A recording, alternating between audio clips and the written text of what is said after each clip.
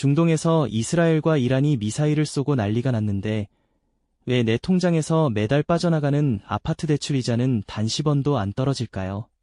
올해는 진짜 금리가 내리겠지. 이번 달에는 하느니 기준금리를 인하하겠지.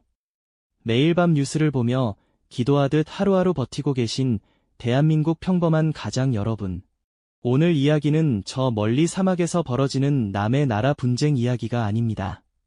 당장 내일 아침 내 지갑을 털어가고 평생 피땀 흘려 장만한 내 집을 경매위기로 몰아넣을 수 있는 가장 잔혹하고 소름 돋는 돈의 나비 효과에 대한 수사 보고서입니다. 안녕하십니까? 대한민국 평범한 직장인들과 가장들의 자산을 지키는 실전경제수사본부 경제탐정노트입니다. 여러분, 혹시 연일 보도되고 있는 긴박한 뉴스 보셨습니까? 이란이 이스라엘 본토를 향해 수백 기의 미사일과 드론을 쏘아 올렸고 이스라엘은 즉각 피해 보복을 천명하며 무력 충돌을 빚고 있습니다. 밤하늘을 가르는 요격 미사일의 불꽃을 보며 많은 분들이 아이고 저 동네는 또 싸우네 하고 채널을 돌리셨을 겁니다.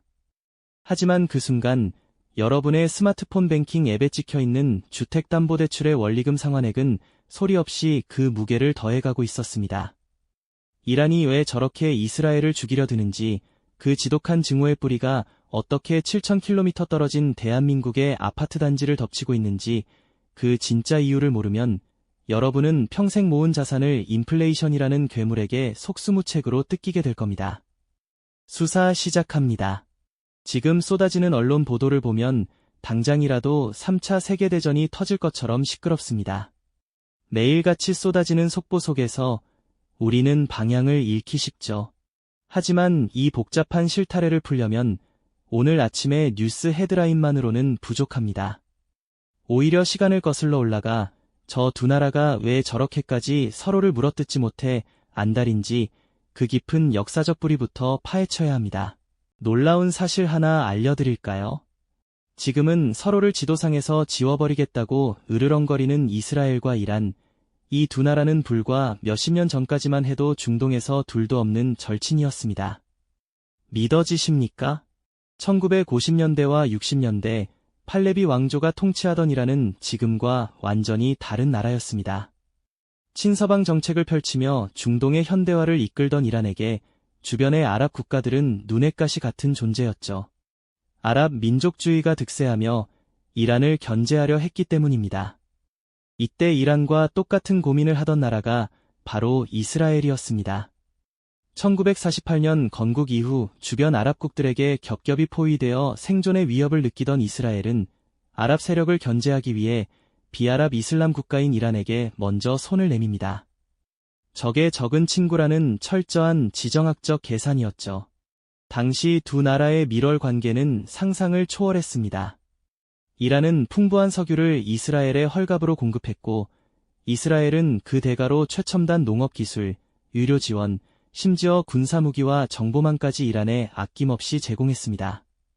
양국의 수도를 오가는 직항로가 열렸고 고위급 인사들은 수시로 만나 파티를 열며 우정을 과시했습니다.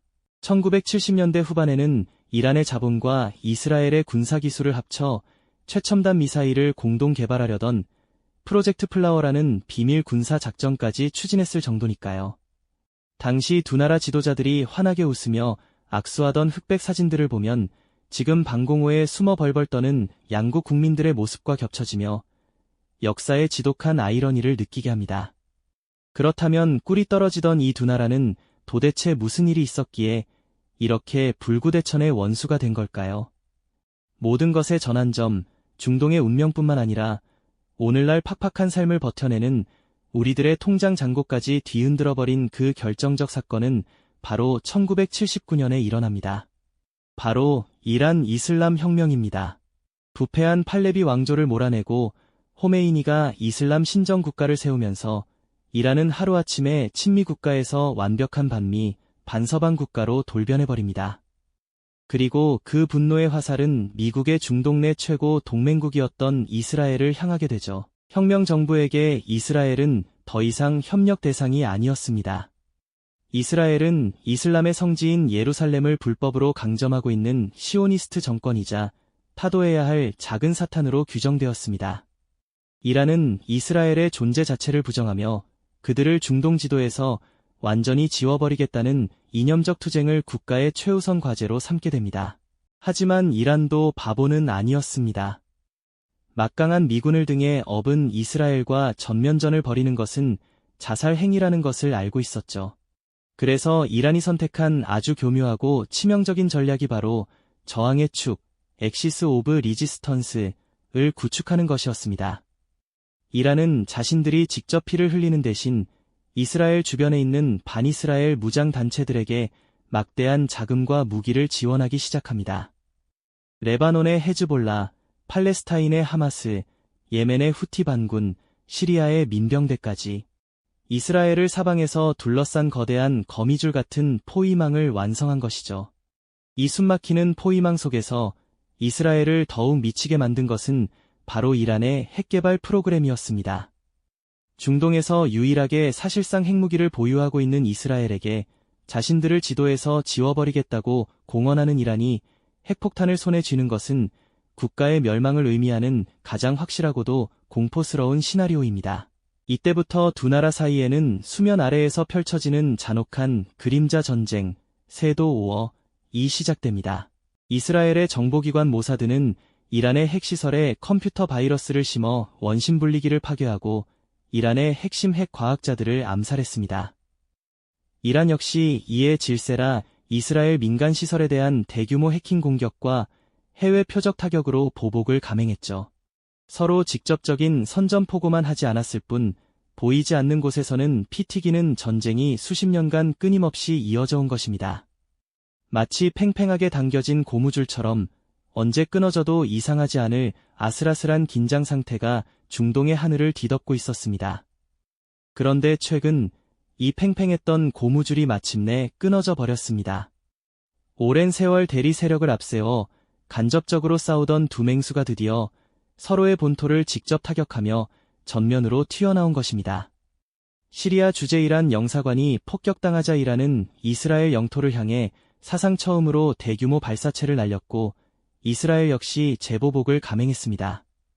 수십 년간 쌓여온 종교적 이념과 지정학적 욕망이 한데 뒤엉켜 통제 불능의 화약고가 마침내 터져버린 것입니다. 자, 여기까지가 피비린내 나는 중동의 역사와 현재입니다. 그렇다면 이제 가장 중요하고 뼈아픈 질문을 던져보겠습니다. 이 수천 년 묵은 지독한 갈등이 도대체 오늘 대한민국을 살아가는 우리들의 팍팍한 삶과 어떤 상관이 있단 말입니까?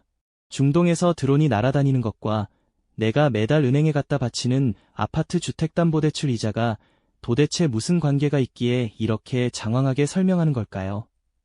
여러분, 이 전쟁은 결코 모래사막 위에서 벌어지는 그들만의 리그가 아닙니다. 이스라엘과 이란이 정면으로 충돌하면 가장 먼저 전 세계의 심장박동을 멈추게 하는 곳이 있습니다.